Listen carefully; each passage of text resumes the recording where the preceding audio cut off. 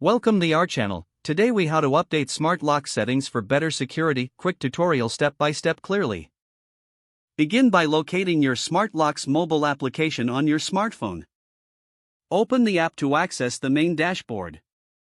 Ensure you are logged into your account associated with the smart lock.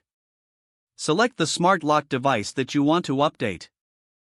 Look for the settings icon, usually represented by a gear or a wrench.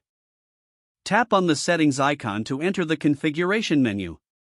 Review the current security settings displayed on your screen. Check for any updates related to firmware or software for your smart lock. If an update is available, follow the prompts to install it. Next, examine the access permissions for users who can gain entry.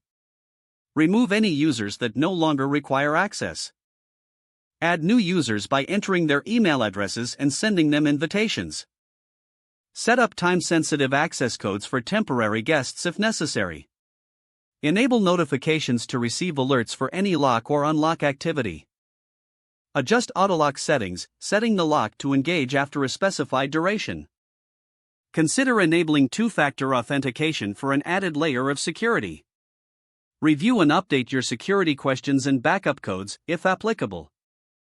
Finally, save all changes and exit the settings menu. Test the smart lock to ensure that your new settings are functioning correctly. Regularly revisit your smart lock settings to maintain optimal security. If the page does not load, refresh the browser or try again in a private or incognito window. Make sure you are using the correct email address, then retype it carefully to avoid small typos. If your password is not accepted, check your spam folder for verification or security emails, then complete any requested confirmation steps.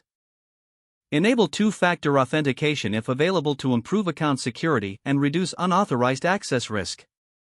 After signing in, review your profile details so your contact information and settings are accurate and current.